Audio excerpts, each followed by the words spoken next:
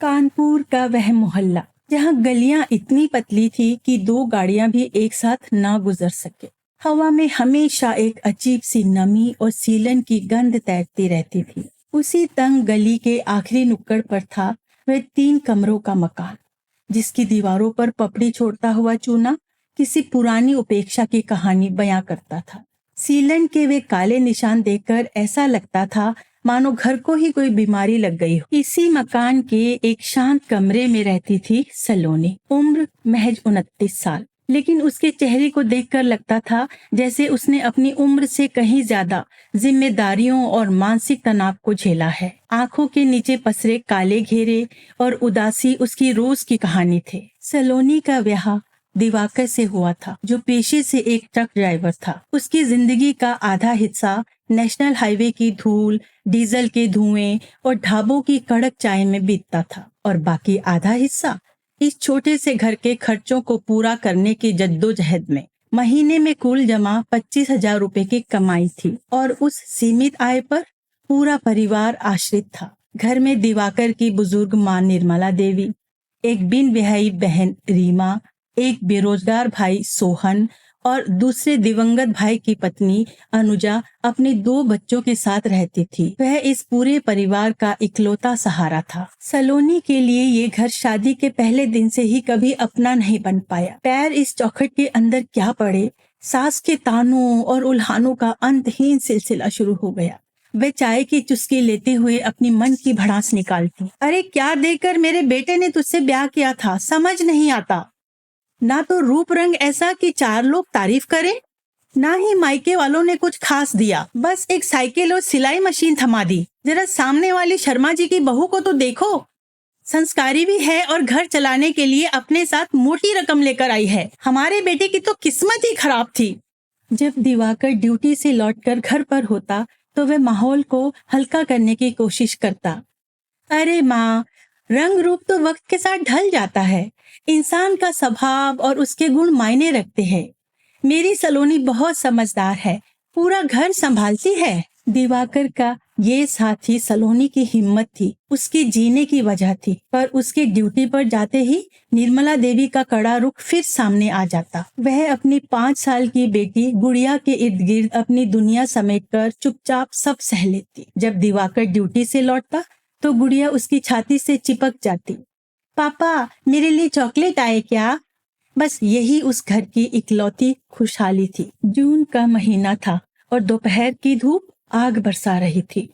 पूरा परिवार इलाहाबाद में एक पारिवारिक समारोह से लौट रहा था। बस में सफर के दौरान दिवाकर को अचानक तेज कपकपी छूटी। घर पहुंचते पहुंचते उसका बुखार 104 डिग्री तक पहुंच गया। घबराकर सब उसे पास के एक क्लिनिक लेकर भागे, जहां भीड़ ज्यादा थी और डॉक्टर ने बिना किसी ब्लड टेस्ट या मेडिकल हिस्ट्री जाने जल्दबाजी में पर्चे पर सेप्ट्रॉन और एक पैरासिटामोल लिख दी। ये दवा सामान्य मरीजों के लिए सुरक्षित होती है, पर दिवाकर को इसके प्रति एक भयंकर एलर्जी थी। डॉक्टर ने लापरवाही से पर्चा थमाते हुए कहा, सामान्य इन्फेक्शन है, ये दवा दीजिए, सुबह तक आराम मिल जाएगा। रात 11 बजे उसे दवाई खिलाई गई। सब सो गए, लेकिन रात के ठीक 1 बजे अचानक उसकी सांसें उखड़ने लगी। वह बिस्तर पर झटके से उठकर बैठ गया और हांफने लगा। उसने रूंधे गले से तड़पते हुए कहा, सलोनी, सांस नहीं आ रही है। पूरे शरीर में अजीब सी जलन हो रही है, जैसे भीतर किसी ने तेजाब डाल दिया हो। आग लग गई है। सलोनी ने घबराकर बत्ती जलाई। लाइट जलते ही उसके होश उड़ गए। दिवाकर का पूरा बदन लाल लाल चकत्तों से भर चुका था। चेहरे पर सूजन आ गई थी और उसके होंठ नीले पड़ रहे थे। पड़ोसी की गाड़ी मांगकर वे तुरंत उसे शहर के बड़े क्रिटिकल केयर अस्पताल लेकर भागे। इमरजेंसी में सीनियर डॉक्टर ने उसकी हालत देखी, उसकी आंखें और त्वचा के चकत्ते जांचे और तुरंत समझ गए कि ये क्या है। डॉक्टर ने गंभीरता से कहा, ये बहुत भयंकर सल्फा ड्रग रिएक्शन है। इस मरीज को सल्फा ग्रुप की दवाओं से गंभीर एलर्जी थी। ये सेप्ट्रॉन दवा इनके शरीर के लिए जहर बन गई है। इनके अंदरूनी अंगों पर असर पड़ रहा है और किडनी फेलियर के लक्षण दिख रहे हैं। इन्हें तुरंत वेंटिलेटर की जरूरत है। आप लोग तुरंत काउंटर पर 3 लाख रुपए जमा करवा दीजिए। 3 लाख रुपए उस परिवार के लिए आसमान से तारे तोड़ने जैसी थी। सलोनी ने बिना वक्त गवाए अपनी सास के सोने के कंगन और अपने गले का मंगलसूत्र निकाला। रात में ही एक परिचित सुनार को जगाकर उन्हें गिरवी रखा गया, जिससे 2 लाख रुपए का इंतजाम हुआ। दिवाकर के दोस्तों और मोहल्ले के लोगों की मदद से 1 लाख रुपए का और इंतजाम हो गया। किसी तरह 3 लाख रुपए का अग्रिम भुगतान किया गया। दिवाकर को वेंटिलेटर पर रखा गया। 2 दिनों तक मशीनों की बीप बीप आवाज के बीच सलोनी की सांसें अटकी रही और फिर तीसरे दिन सुबह 4 बजे मॉनिटर की स्क्रीन पर चलती लहरें अचानक एक सीधी लकीर में बदल गई। वेंटिलेटर का अलार्म बज उठा। डॉक्टर ने भारी मन से चादर दिवाकर के चेहरे पर ढक दी। अगली सुबह घर पर कोहराम मचा था। 5 साल की गुड़िया सोकर उठी। उसने अपनी माँ को रोते देखा तो मासूमियत से पूछा, मम्मी पापा कहाँ हैं? उन्होंने तो कहा था कि जागने के बाद मुझे चॉकलेट देंगे। वो उठ क्यों नहीं रहे हैं? सलोनी के पास इस मासूम सवाल का कोई जवाब नहीं था। उसकी आंखें पथरा चुकी थी। दिवाकर के मृत्यु के बाद 13वीं खत्म हुई नहीं कि घर के लोगों के असली चेहरे सामने आ गए। जो परिवार पहले उसकी कमाई पर ऐश करता था, अब वही परिवार सलोनी को एक भारी बोझ और अपने दुखों की वजह मानने लगा। सुबह के 5 बजते ही रसोई से सास की आवाज गूंजती, उठो अब, जिसके भरोसे यहाँ महारानी बनकर सोती थी वो तो चला गया, अब कम से कम घर के काम काज तो करो। यहाँ बैठकर मुफ्त की रोटियां नहीं तोड़ने दूंगी। कमाओ पूत तो तू नील गई, अब इस बूढ़ी माँ का भी खून पिएगी क्या? दोपहर को जब खाना बनता तो देवरानी अपने बच्चों को सलोनी के कमरे की तरफ भी नहीं जाने देती। वह जानबूझकर जोर से बच्चों को डांटती, अरे उधर मत जाओ, दूर रहो ताई से, उसकी परछाई भी तुम्हारे ऊपर पड़ गई तो न जाने क्या अनहोनी हो जाएगी। शाम को ननद अपनी सहेलियों के सामने रोती और रिश्ता न हो पाने के लिए सलोनी को ही जिम्मेदार ठहराती। मेरी तो पूरी जिंदगी इस औरत ने बर्बाद कर दी। लड़के वाले शादी की बात पक्की करने आने वाले थे, पर उन्होंने साफ मना कर दिया। कह गए कि जिस घर में ऐसी अपशकुन बैठी हो वहाँ वे रिश्ता नहीं जोड़ सकते। भैया को तो ले ही डूबी, अब मेरी भी शादी नहीं होने देगी। और रात को जब बेरोजगार देवर शराब के नशे में आता तो वे सीधे सलोनी के कमरे का दरवाजा खटखटाता और धमकाता, देखो भाभी, सीधे सीधे बात समझ लो, अब इस घर में तुम्हारे लिए कोई जगह नहीं है, ये कमरा खाली करो, मेरे दोस्त गांव से आ रहे हैं, उन्हें यहाँ रहना है। तुम अपने मायके का रास्ता नापो और हाँ, इस लड़की को यहीं छोड़ जाना, खानदान का खून है, बड़ी होगी तो किसी के पल्ले बांधकर विदा कर देंगे, और तुम यहाँ रहकर मुफ्त की रोटियां नहीं तोड़ सकती। हद तो तब हो जाती जब रात के खाने का वक्त आता। जब पूरा परिवार ठहाके लगाकर खा लेता तब सलोनी रसोई में बची खुची सूखी रोटियां उठाने बढ़ती तो सास तुरंत थाली झपट लेती। इस घर के अन्न पर अब तुम्हारा कोई अधिकार नहीं है, बाहर का रास्ता देखो तो बेहतर होगा।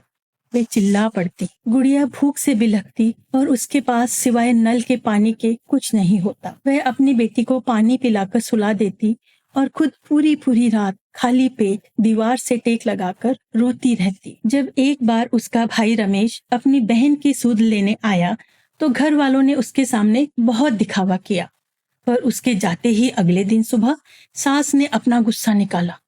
उन्होंने ठंडे पानी की पूरी बाल्टी सलोनी के बिस्तर पर उलट दी और गुस्से में बोली, जब मेरा बेटा नहीं रहा तो तू उसके कमरे के गद्दे में किस हक से सोएगी? चल बाहर निकल, आंगन में सो। वह दिसंबर की हाड़ कपा देने वाली सर्द रात थी। कानपुर की उस बर्फीली हवा में खुले आंगन की नंगी और ठंडी जमीन पर सलोनी अपनी 5 साल की बेटी को अपनी छाती से चिपकाए बोरे के टुकड़े पर रात भर ठिठुरती रही। कहते हैं जुल्म की एक सीमा होती है। एक दिन वह सीमा भी पार हो गई। गुड़िया जब स्कूल से लौटी तो उसके कपड़े गंदे थे, घुटने से खून बह रहा था और वे हिचकियां लेकर रो रही थी। मम्मी, स्कूल में बच्चे मुझसे कह रहे थे तुम्हारी मम्मी मनहूस है, तुम्हारे पापा की मौत तुम्हारी मम्मी की वजह से हुई है। जब मैंने मना किया तो उन्होंने मुझे कीचड़ में धकेल दिया। उस पल सलोनी के भीतर जैसे कुछ टूट गया। वह भागती हुई छत पर गई। नीचे की गहरी गली को देखते हुए उसके मन में एक कमजोर ख्याल आया कि क्यों ना इस मानसिक प्रताड़ना को हमेशा के लिए खत्म कर दे। पर जैसे ही उसने आगे कदम बढ़ाया, नीचे से गुड़िया की सहमी हुई आवाज आई, मम्मा कहाँ हो मम्मा, मुझे डर लग रहा है मम्मा। उसके कदम ठहर गए। वह नीचे आई, अपनी बेटी को गले से लगाया और एक बड़ा संकल्प लिया। उसने दिवाकर की तस्वीर की तरफ देखा और कहा, मैं भागूंगी नहीं दिवाकर, मैं अपनी बेटी के लिए जीऊंगी और इन हालातों से लड़कर दिखाऊंगी। अगली सुबह सास ने रसोई में कदम रखते ही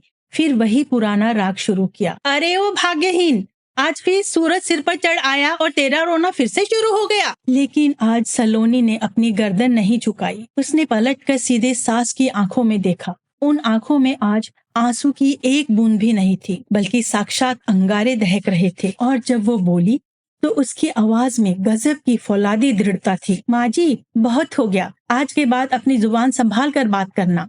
दिवाकर आपके बेटे थे तो मेरे सुहाग थे।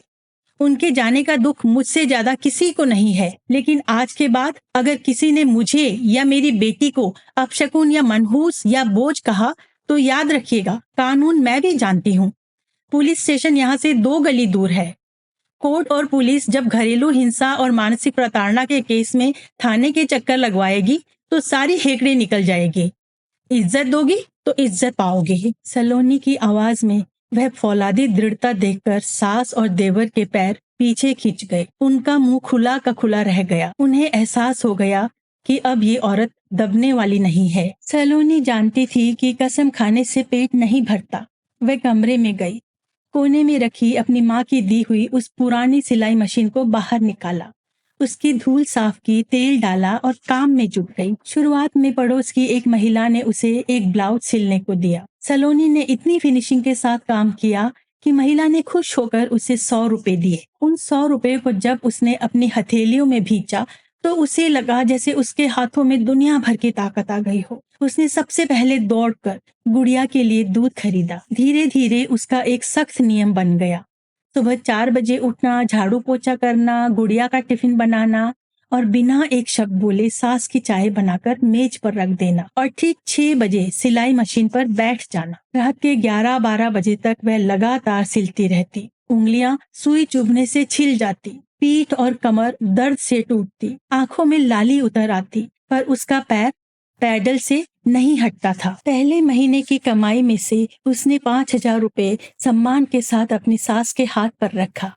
माँ जी, ये घर के राशन के लिए हैं। सास ने बिना कुछ कहे पैसे रख लिए। देवर ने तंज कसते हुए कहा, तो भाभी अब दर्जी बन गई है, मोहल्ले में हमारी बदनामी करा रही हो। उसने सुई में धागा पिरोते हुए बिना सिर उठाए कहा, देवर जी, मेहनत करके पैसे कमाना गर्व की बात है। 35 साल की उम्र में माँ की पेंशन और भाभी की कमाई पर मुफ्त की रोटियां तोड़ने में असली बदनामी होती है। शर्म तुम्हें आनी चाहिए, मुझे नहीं। और हाँ, ये कमरा दिवाकर के हिस्से का है, इसके कागजात मेरे पास हैं। अगर दोबारा खाली करने की धमकी दी तो सीधे थाने जाऊंगी। देवर का मुंह ऐसा बंद हुआ कि दोबारा उसने उस कमरे की तरफ आंख उठाकर तक नहीं देखा। 3 साल बीत गए। अब सलोनी सिर्फ कपड़े नहीं सिलती थी, उसने अपने घर के बाहर एक बड़ा बोर्ड लगा दिया था, सलोनी लेडीज टेलर। उसने अपने साथ 2 और जरूरतमंद महिलाओं को काम पर रखा था। उसकी मासिक आय अब 25,000 रुपए से ज्यादा थी और गुड़िया शहर के सबसे अच्छे बड़े स्कूल में पढ़ रही थी। समय बदला और लोगों का नजरिया भी। एक दिन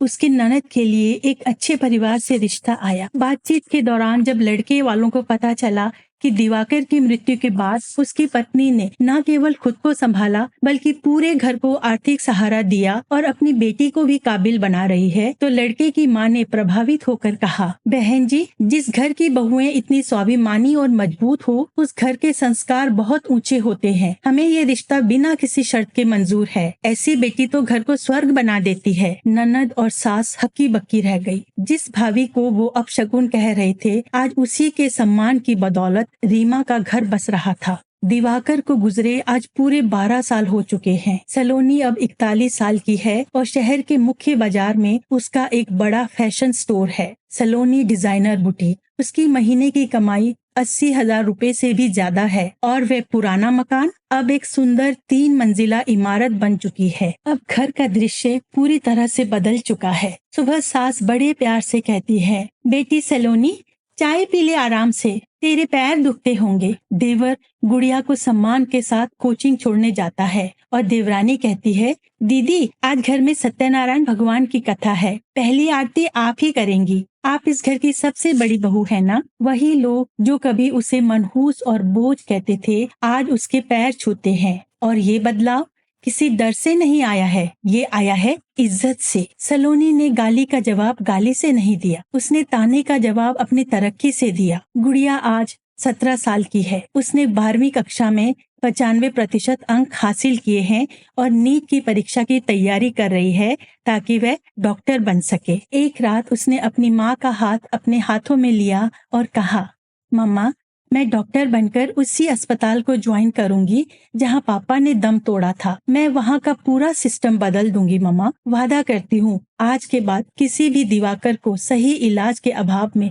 मरने नहीं दूंगी। सलोनी के आंखों से आंसू बह निकले, पर ये आंसू बेबसी के नहीं थे, ये जीत के आंसू थे। उसने दिवाकर की मुस्कुराती हुई तस्वीर के सामने दिया जलाया और मन ही मन कहा, देखो जी, तुम्हारी गुड़िया डॉक्टर बनने जा रही है और तुम्हारी सलोनी, वो अब किसी से नहीं डरती।